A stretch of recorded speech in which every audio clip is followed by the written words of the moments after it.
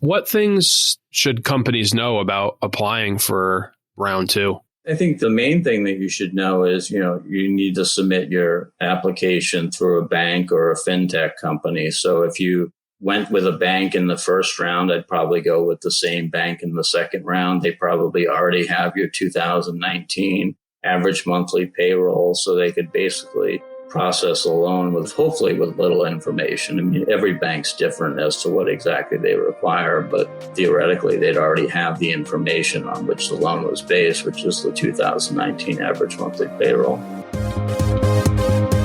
Are you ready for a successful retirement? We're addressing the topics facing today's retirees. Welcome to Retire with Ryan. Now here's your host, Ryan Morrissey.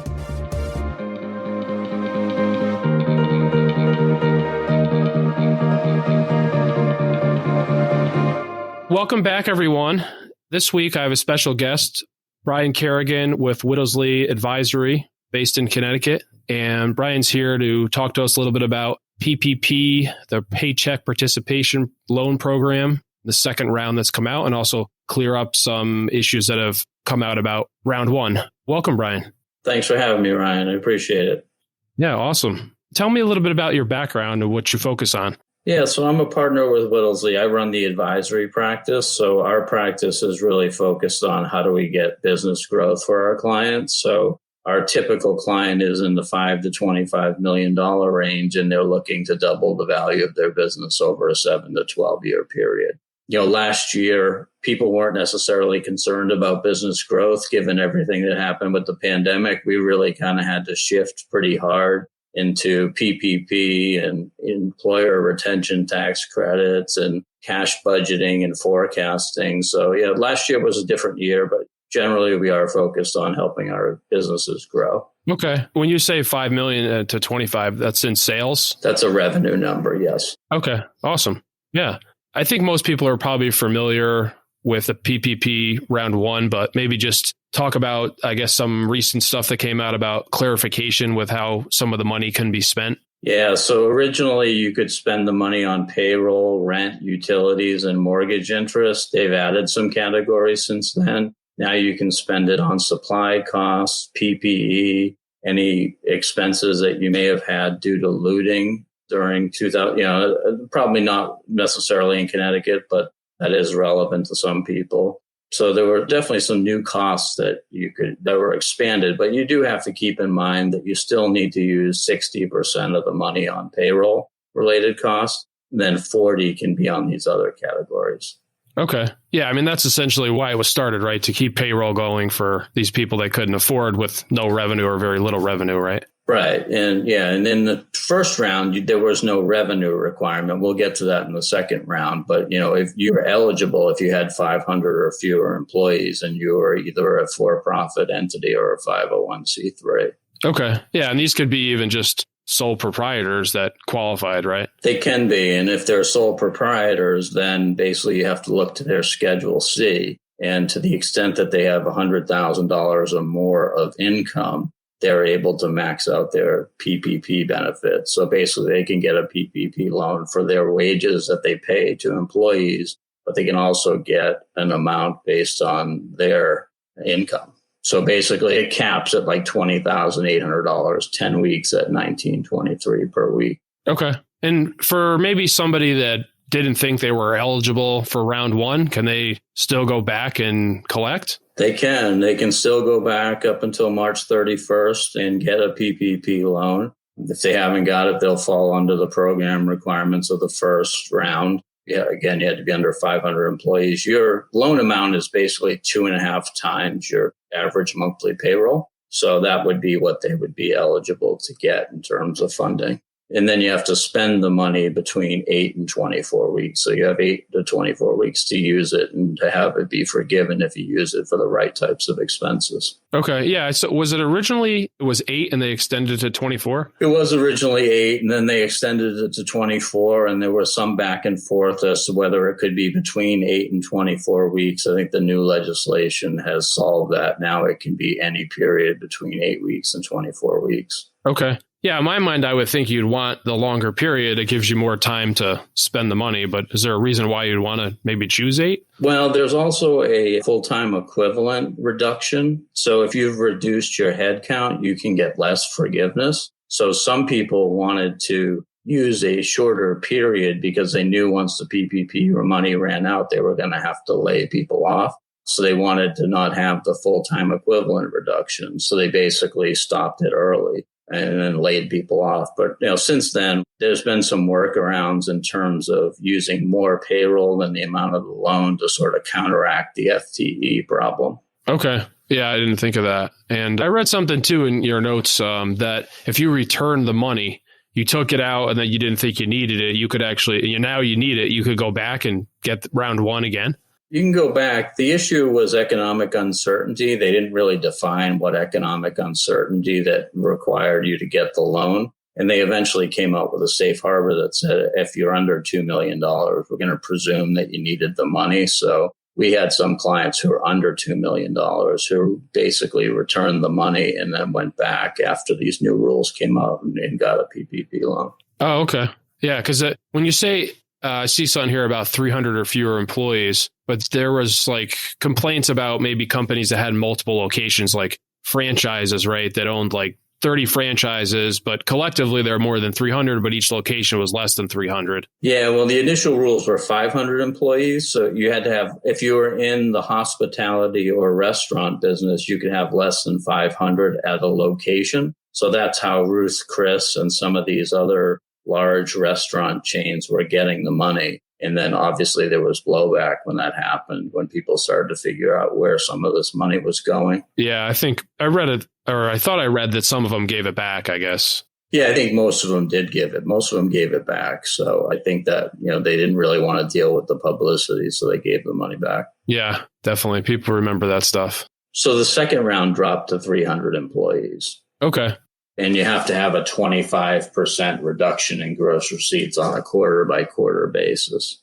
Okay. So that would be comparing 2020 to 2019? Yes. Okay. So if any quarter in 2020 was down 25% or more versus that same quarter in 2019, then you qualify for the second round, right? Then you qualified for the second round. Yes. Okay. And then also, I think if you didn't get the first round, but want the second, you have to go back and get the first, right? Well, I think the opportunity would have been to get the first, maybe use up the money within 8 to 10 weeks and get the second. But given where we are now, if you're going for your first, the cutoff is going to be March 31st for these applications. So there's not going to be an ability to get 2 at this point. Okay. Oh, all right. Yeah, because you don't have time to spend the money, I guess. Yeah. Right. And one of the requirements for the second draw is you have to have used or will use all the money before you get your second disbursement. Oh, okay. All right. Is there any speculation or rumor that the March 31st deadline might be extended? Doesn't look like it at this point. There's a $1.9 trillion stimulus package that's passed the House. I think it's provided for only about an additional $7 billion for the PPP program. And I think the use of the second draw loan has not been as crazy as the first round. I mean, if you remember the first round, they ran out of money within like 10 days or so. I think because of the reduced employee headcount and the revenue requirement, there hasn't been as much demand for these loans. So I think the funds will last through March 31st. I don't anticipate it getting extended at this point. Okay. Yeah, I remember for round 1, a lot of clients calling me that they couldn't get through to their bank or they hadn't heard it from anyone. And it seemed very frustrating, round 1 for a lot of people. Yeah. The banks were overwhelmed. I mean, they were, and in their defense, I mean, the rules were changing on the fly. So as people were applying, rules were changing, and it was a very difficult environment. So what things should companies know about applying for round 2? I think the main thing that you should know is, you need to submit your application through a bank or a fintech company. So if you went with a bank in the first round, I'd probably go with the same bank in the second round. They probably already have your 2019 average monthly payroll, so they could basically process a loan with hopefully with little information. I mean, every bank's different as to what exactly they require, but theoretically, they'd already have the information on which the loan was based, which is the 2019 average monthly payroll.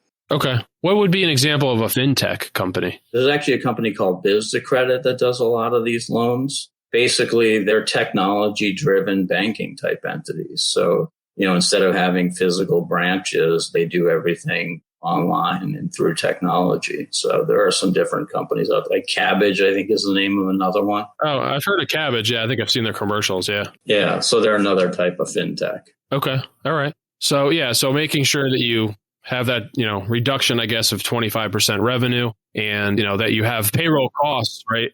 Well, you have to have payroll costs either in 2019 or 2020. If you got the first draw, presumably you had payroll costs in 2019, so you could then rely on that amount again to get a new loan. Sure. Yeah. And then I read something too about if you don't have, let's say your business started halfway through 2019, how would that work? Would you still qualify? You still qualify as long as you were in business on February 15th, 2020. So that's the key date. If you're in business for 6 months in 2019, you'd probably calculate your average monthly payroll based on the 6 months. Sure. Probably help out anyone that opened a restaurant towards the second half of 2019, right? The timing couldn't have really been worse. No, unfortunately, it couldn't have been worse. And something worth mentioning on the second round, again, you get 2.5 times your average monthly payroll cost as the amount of the loan. But if you're in the restaurant or hospitality industry, you get 3.5 times your average monthly payroll expense. Oh, okay. All right. That's good news. Yeah. Yeah. So it was definitely, PPP was definitely enhanced for some of the restaurants. Yeah. It says something here like NICS code 72. Yeah, that's it. So that's restaurants, bars, and hotels, I guess, that fall into that. Yeah. Absolutely. And I saw something here about the breakdown. And you mentioned this earlier, I think, between payroll and non-payroll. Did it change to 60-40 or it was 60-40 or? At one point, there was nothing in the original legislation that said you had to spend a certain amount on payroll costs. And at one point, the SBA had it at 75-25. They then changed it to 60-40. So because a lot of the restaurants were saying, hey, we're not necessarily open, but we've got other costs like PPE costs that we have to deal with. So we can't do a 75-25 payroll split, payroll, non-payroll split. So they basically acquiesced and got it down to a 60-40 payroll split. Okay. Yeah. Talk about loan forgiveness. Is this taxable to businesses that get this and get it forgiven? No. So this was clarified. So when the loan is forgiven, normally if a loan's forgiven, you have taxable income. So the statute basically says that upon the forgiveness, there's no taxable income. The IRS had come out with a position that said, okay, the income's not taxable, but the expenses that you use the money on are not going to be deductible, which was a backdoor way of making it taxable. In the most recent legislation, they've come out and they've said, no, the income's not includable and the expenses are deductible. So there's really no tax issue at this point. You're not taking in income related to the amount of the loan. Okay. So yeah, if you had $50,000 of payroll costs, you're still able to deduct that against your other income to determine your Schedule C or whatever your business structure is, I guess, right? Yes, that is correct. Okay. Yeah, that's good news. And then to actually get the loan forgiven, what's the process that a business takes for that? So there's a couple different processes. If you're under $150,000, you have to fill out a one-page form certifying that you used the money for payroll and the amount of jobs that was able to keep in place. If you're over $150,000, you have to fill out a forgiveness application. And on that application, you detail the payroll and other uses of the funds so that you hopefully get to the point where you have 100% forgiveness. Okay. It's basically an accounting exercise to say, okay, you got the money. You're supposed to use it in a certain manner. Did you use it in that manner? And prove to us that you used it in that manner. Upload your payroll records, your rent checks, your utility bills, all those things. So I guess it makes it easy for the SBA without coming to see you to look at some of your documents and verify that this is accurate. Yeah, it's actually, if the forgiveness application first goes to the bank, so the bank reviews the forgiveness application and they opine on whether it's forgivable. And then the SBA has a second level review on it. Okay. So if your bank tells you no, then you've got to either, I guess, maybe give them some more documentation or what happens? I have not had a bank say no yet. I've had a bank say, okay, well, maybe we wouldn't have handled it, this particular way. I mean, one of the issues that we talked about earlier is originally we thought based on the intent of the statute that you couldn't include more cost than you had loan. That seemed to make sense, from an intellectual perspective. But over time, based on the way the forms were drafted, we saw that you could use more expense. So you could take 24 weeks of payroll. That could be double the amount of your loan. And if you had an FTE exemption reduction, it wouldn't affect you. You'd still get 100% full forgiveness. Okay. Yeah. And then so your bank signs off and then goes to the SBA. And then I guess then they sign off and then they pay the bank off. Oh, okay. All right. So the bank's the one originally fronting the money? It is. And so basically it's a 5-year loan at 1% interest, but you don't have to start paying on it till 10 months after your 24-week covered period. So most of our clients are never going to make a payment on this. Sure. Okay. Yeah. And then the SBA or the bank sends you a letter that it's been forgiven? Generally, the bank is sending you a letter saying it's been forgiven. Okay. Yeah, someone was telling me that you have to maybe worry about getting audited up to 7 years after this is forgiven, or? There's a possibility. I mean, they are going to audit everything over $2 million. They can selectively audit loans under $2 million. Yeah, you do need to retain your records for, a 6 or 7 year period, just in case you are audited. It's a possibility. I would say it's probably not very likely when you get down to the individual client level that they're going to be audited. Yeah, because I was reading somewhere about some country clubs that had gotten the money and wasn't clear whether they should have gotten it and whether or not they'll have the money clawed back or not. Yeah, I mean, it's for the $2 million loans, there's an additional disclosure form that you have to fill out that really tries to tease out whether you had a need for the money. And I think the challenge is the government may have the ability to come in and say, hey, with hindsight, you didn't need the money. But if you go back to when they got the money, everything was very uncertain at that point. We have nonprofits that rely on government funding. They had no idea whether that funding was going to continue to come through. And every state's different, too. I mean, Connecticut was a little more lax with maybe keeping some things open where other states completely shut stuff down. So, right. Yeah. So, I mean, it really depends on your circumstances if you ever were audited. But for the most part, I think they're going to presume that you needed the money if you're under $2 million, and they're just going to audit that you use the money in the proper way. Yeah.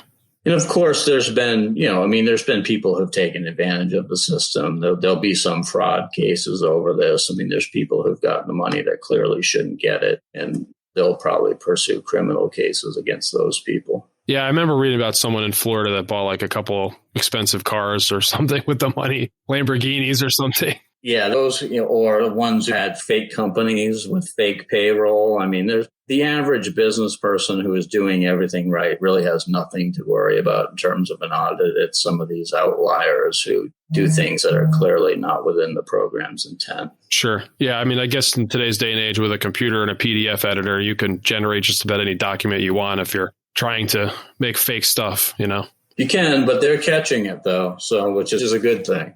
Awesome. Yeah. I mean, is there any other things you want to talk about this?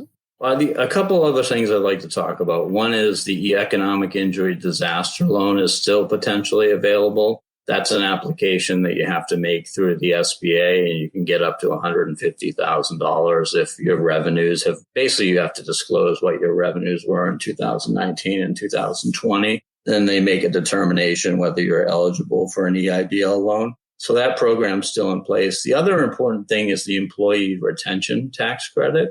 So for 2020, if you were fully or partially shut down or your business was down 50% from one quarter in 2020 to the same quarter in 2019, you can get a payroll tax credit of $5,000 per employee. Oh, okay. Wow. And that's based on a $10,000 wage cap at 50% gets you to the $5,000 credit. So per employee. So if you have 100 employees, it could add up quick.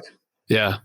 Okay. Tax credit too. Can it be carried forward, or is it just a 1-year use? It is available in 2021 under a different set of rules. You have to be down more than 20% in the first or second quarter. from 2019 to be eligible for the credit. Okay. Yeah. The other thing is that, there's a lot of complexity in these programs. I mean, you can't utilize the same wages for the employer retention tax credit in the PPP. So, I mean, the one thing I would recommend to all your listeners is make sure you're working with your professional advisors to fully understand how these programs work so you don't run afoul of anything.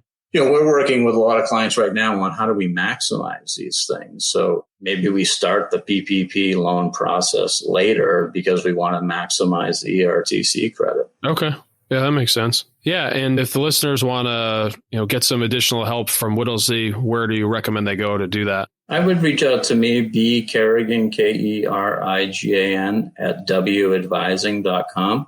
We have a very small team that's dedicated to handling, these matters because the rules are constantly changing and the fact patterns are different. And you really need to analyze it so that you can maximize each client's results. Sure. Yeah. And I'll put your email in the show notes as well if listeners want to find that link to the firm's website also. Great. Thank you. Well, thanks a lot, Brian, for coming on and helping shed some light on the Paycheck Participation Program Round 2 and any lingering issues from Round 1, and also that EIDL loan that other companies could possibly take advantage of too. Sure. Yeah, absolutely. We want to make sure that, small businesses need help right now. We want to make sure that they're getting the information they need to get the help that they need to continue to survive. Yeah, awesome. Well, thanks again and have a great rest of your day. Okay, great. Thank you. As a reminder, my retirement readiness webinars are starting again next week. If you don't have a plan for retirement, or if you know someone else who needs help putting a plan together, this would be a great time to get started. They're being done online, 2-night classes, and you can go to retirewithryan.com to see the dates and times and answer any additional questions that you'll have. Hope that everyone has a great week, and I look forward to talking to you next Wednesday. Take care. You should consult a financial advisor familiar with your specific circumstances before you make any financial decisions. Nothing in this broadcast constitutes a solicitation for the sale or purchase of any securities. Any mention of rates of return are historical or hypothetical in nature and are not a guarantee of future returns. Ryan Morrissey, CFP, is an investment advisor representative of Morrissey Wealth Management, LLC, a registered investment advisor.